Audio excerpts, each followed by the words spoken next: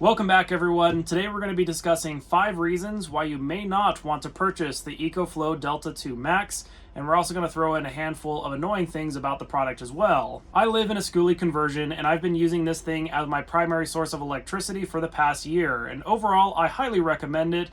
It served me very well. You can check out my other review down below where I talk about all the good things about it as well as the technical specifications. I'll also leave my affiliate link to it down in the description below. If you purchase it using that link, you'll help contribute to the channel and fund future videos just like this one. So starting off this video, we're going to be talking about X-Boost. X-Boost is a feature on this thing that supposedly can power devices up to 3600 watts continuously.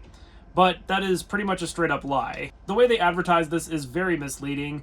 On their Amazon listing, they say that it can power up to 3600 watts continuously with X-Boost, but they don't explain how or why that works. What X-Boost does is it lowers the output voltage and it increases the output amperage. So when you're running at 3600 watts, it's actually running at 90 volts, and it's not anywhere near 3600 watts. It still puts out up to 2400 watts. So for example, if you have 2 space heaters plugged into it and the total combined wattage is 2400 watts, they'll work perfectly. But if you add a third space heater and it adds up to 3600 watts, they will all perform at about 3/4 of what they normally would because they're only running at 90 volts now. Not to mention, that kind of voltage sag is really bad for electronics, so if you're trying to power like a computer or a server rack or something with this thing and expecting it to power up to 3600 watts, you're probably going to damage your equipment trying to do so. Number 2, it does not do very well in cold weather. Below 30 degrees, it will not accept a charge,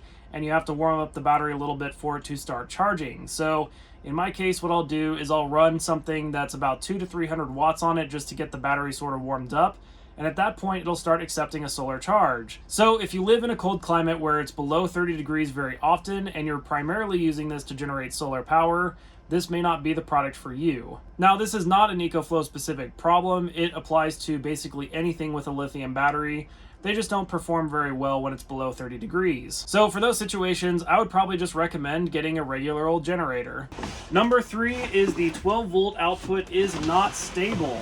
So you can plug something into the cigarette lighter right here, and there's also a couple DC jacks, but the 12 volt output is not stable at all. So like in my case, I use this to run overhead LED lights, and I needed to put a capacitor in line for them to not flicker. The voltage out ranges between 11 and 13 volts, which is not normally a big deal for most people. Even in the situation where I have lights connected to it and they're flickering as a result, I was able to resolve it with just putting a capacitor in line. So this may not be necessarily a deal breaker, but it can be slightly annoying depending on what you're trying to do with it. Another big reason why you may not want to purchase the EcoFlow Delta 2 Max is because all the advanced features are controlled through the app. And a lot of people might say, well, this is not really a downside or a deal breaker, but you have to keep in mind, there's been a lot of companies that go under. Mostly what comes to mind right now is electric car chargers. A lot of these companies will go under or bankrupt, or they'll just, whatever reason, they stop supporting the app, and suddenly you either can't use it at all anymore, or you're stuck with the settings that you had set previously. Now with the EcoFlow, you can control a lot of the basic functions, like turning on and off all the outlets with just a button on the unit itself. However, in the app, you can set a lot of things like charge and discharge limits. So say for example, if you have this set to where you don't want it to discharge below 50%, if for whatever reason in the future the app was suddenly not supported, whether EcoFlow goes under or they just decide to stop supporting the product in general, then it's possible that you could be stuck with a 50% discharge limit. Personally, I think it would have been a lot better if they put a little touchscreen or some kind of a menu on here so that you could change all of those advanced features directly from the unit itself. Not to mention, there's a lot of flip phone users out there and people with smartphones that are just so old they can't really support an app anymore. So for those specific instances, it could be hard to access those advanced features, especially if you bought it specifically for that reason. Like in my case, I specifically went for the EcoFlow just because of the solar backup reserve function. I love this thing.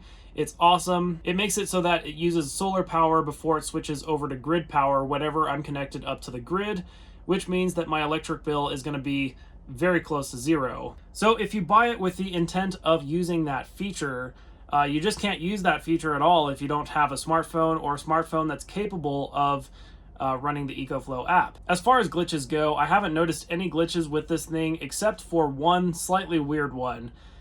4 times now it has unpaired itself from Wi-Fi, and it only happens every few months, like every 2 or 3 months. It'll just randomly decide it doesn't want to connect to the Wi-Fi anymore.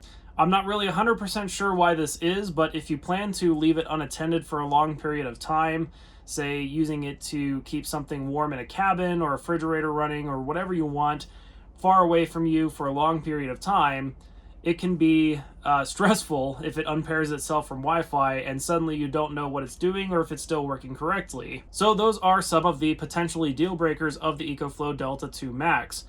But there are some slightly annoying things about it as well. If you have the AC outlets turned on, it uses about 12% of the battery every 24 hours, even if nothing is plugged into it.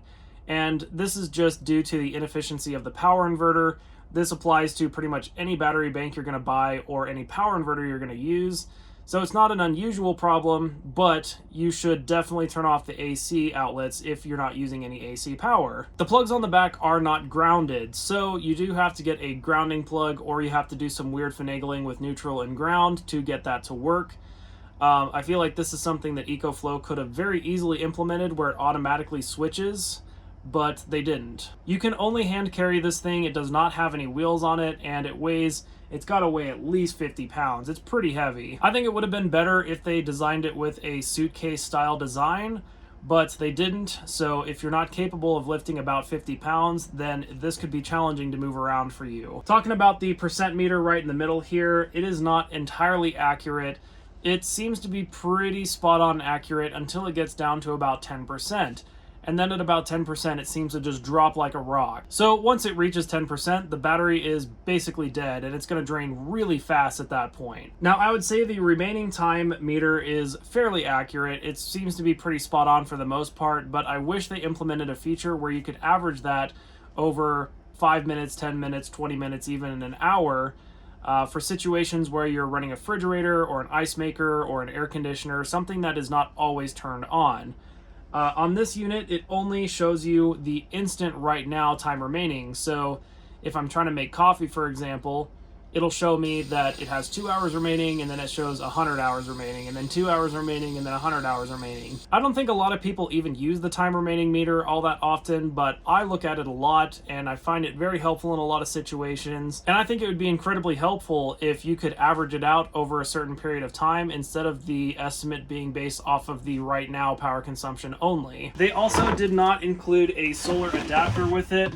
So when you're plugging in your solar panels, you have to have this little adapter here that connects the solar panels themselves to, I'm not even sure what this port is called, but you have to adapt it to this port here.